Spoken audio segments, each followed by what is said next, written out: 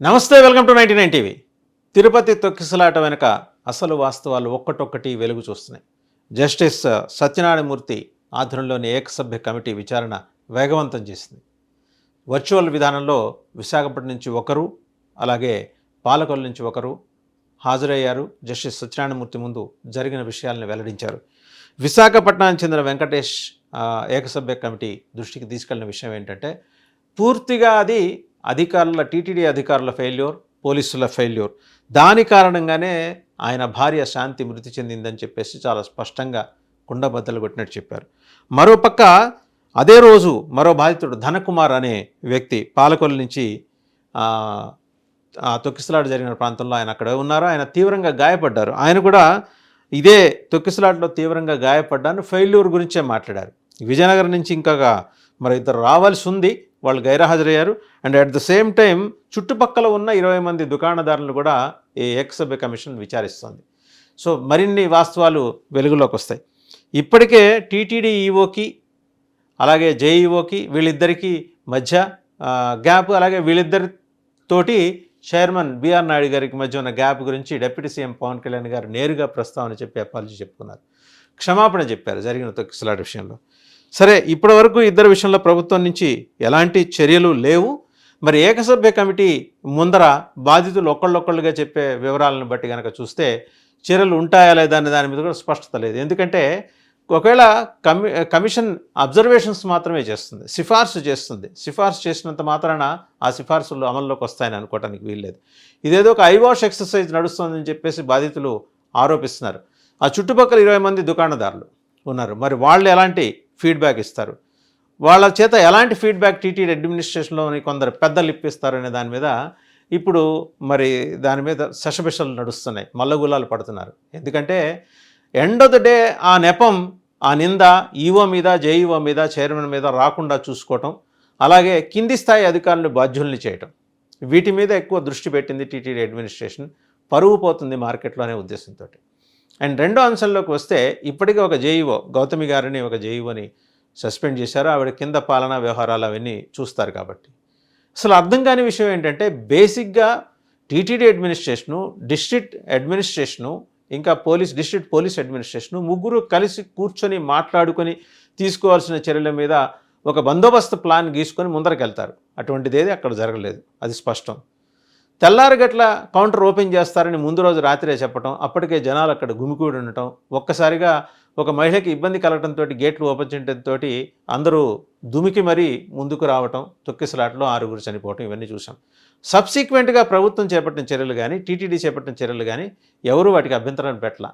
వాళ్ళకి immediate rescue operations కానీ, relief ఇవ్వటంలో కానీ, కాంపెన్సేషన్ ఇవ్వటంలో కానీ, అలాగే వాళ్ళ పిల్లల చదువు సంధ్యల్ని టీటీడీ పట్టించుకుంటుందంటూ దానికి తగ్గ ఏర్పాట్లు చేయడంలో కానీ ఎక్కడ వెనక్కి తగ్గల, అటు ప్రభుత్వం కానీ టీటీడీ కానీ. బట్ ఆ నిందని కేవలం కింది స్థాయి అధికారుల మీద నెట్టేసి ఈఓ కానీ, జేఈఓ కానీ, చైర్మన్ కానీ చేతులు దులిపేసుకుంటే పర్యవసనాలు ఎలా ఉంటాయనే దాని మీద పెద్ద చర్చ జరుగుతుంది. ఇక రెండో అంశం, దీంట్లో కుట్రకోణం గురించి టీడీపీ అధికార ప్రతినిధులు పదే పదే చెప్పుకుంటూ వస్తున్నారు, ఇవాళకి కూడా అంటున్నారు. వైసీపీకి చెందిన గంజాయి బ్యాచి ఆ రామానాయుడు స్కూల్ వెనకాల నుంచి వచ్చి చొరబడి అక్కడున్న ఆ లైన్లో నుంచిన వాళ్ళ మీద నుంచి పాక్కుంటూ లోపలికి వెళ్ళి మరీ విధ్వంసం సృష్టించారని చెప్పి కొత్త వాదన కూడా తీసుకొచ్చారు. అప్పుడెప్పుడో కేరళ నుంచో తమిళనాడు నుంచో గొడుగుల కింద ఈ బాంబులు పెట్టుకొని వస్తున్న ఉగ్రవాద ముఠా వ్యవహారాన్ని కూడా ఇక్కడ ఉటంకించారు. అలాంటి సైకోల్ని వైసీపీ హైర్ చేసిందని ఆరోపించారు. మరి ఈ ఆరోపణల గురించి కూడా చర్చ జరగాలి, అలాగే విచారణ జరగాలి చర్చతో పాటు.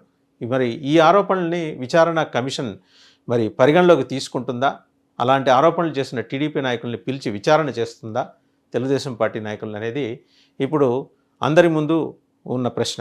ఒకవేళ నిజంగా కుట్రకోణమే ఉంటే దాన్ని అంత తేలిగ్గా తీసుకునే విషయం కాదు. అది ఏకసభ్య కమిషన్ విచారణతో దాన్ని సరిపెట్టాల్సిన అంశము కాదు. నిర్లక్ష్యం అయితే ఖచ్చితంగా ఉన్నత స్థాయి అధికారులను ఫిక్స్ చేయాలి అంటే మొన్నటిదాకా బ్రహ్మోత్సవాలు జరిగాయి కాబట్టి ఫిక్స్ చేయలేదు. టీటీడీ చైర్మన్ కంప్లీట్గా ఆ బాధ్యతను డిజోన్ చేసుకున్నారు.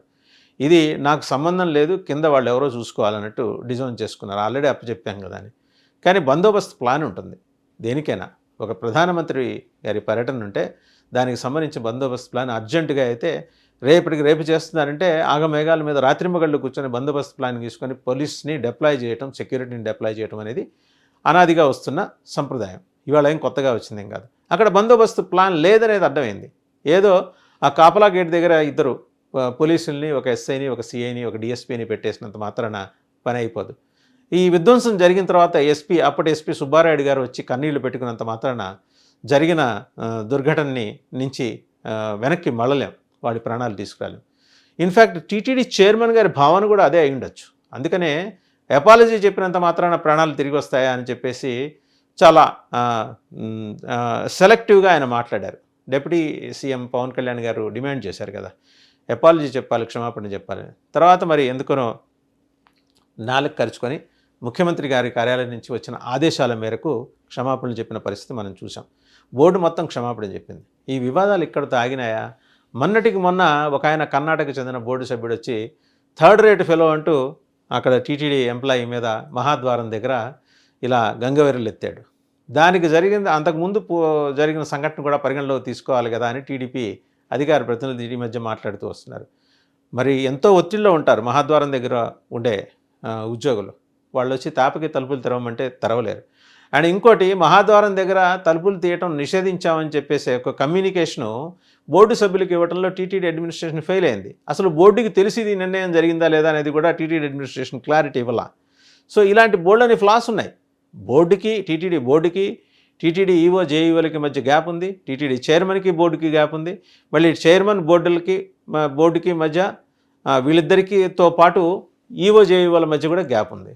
మరి ఇన్ని రకాల గ్యాప్స్ అక్కడ ఉన్నప్పుడు స్పష్టమైన సమాచారం బోర్డు మెంబర్కి వెళ్ళాలంటే ఎలా వెళ్తుంది? లేదు, ఈ రకంగా బోర్డు నుంచి ఆదేశాలు ఉన్నాయి, బోర్డు కాకపోతే ఈవో గారు మమ్మల్ని ఆదేశించారు, జేఈఓ నుంచి ఆదేశాలు ఉన్నాయని ఒక మెసేజ్ అన్న వాళ్ళకి టెక్స్ట్ చేస్తుంటే ఆ రోజు నరేష్ కుమార్ అంత దురుసుగా ప్రవర్తించి ఉండేవాడు కాదు కదా. అలాగే ఉద్యోగి కూడా తొందరపడి మాట్లాడారని అంటున్నారు. వాళ్ళిద్దరూ కలిసి మాట్లాడుకున్నారట. తర్వాత మొన్న ఆ నరేష్ కుమార్ వచ్చి నవ్వుతూ ఈ ఉద్యోగి, ముభావంగా ఉన్న ఉద్యోగి షేక్ హ్యాండ్ ఇచ్చేసి, ఇది మా కుటుంబ సమస్య, మేము ఇద్దరం తేల్చేసుకున్నాం. రూములో జరిగితే మీ కుటుంబ సమస్య కావచ్చు, అది వేల మంది భక్తుల సమక్షంలో జరిగింది. థర్డ్ రేట్ ఫెలో అంటూ మీరు మాట్లాడటం, ఆయన మీద క్రమశిక్షణ చర్యలు తీసుకోవాలని ఉద్యోగ సంఘాలు ఆందోళన చేస్తున్నాయి. మరి ఇలాంటి బోల్డన్ని సంఘటనలు తిరుమలలో జరుగుతున్నాయి. ఒక పక్క లడ్డూ వ్యవహారంలో మరి తప్పుబట్టింది సిఐడి, తప్పుబట్టింది సిట్ ఎవరిని తప్పుబట్టింది అంటే తప్పుబట్టింది కంపెనీలని. కల్తీ జరిగిందా లేదా అనే విషయం మాత్రం చెప్పలా.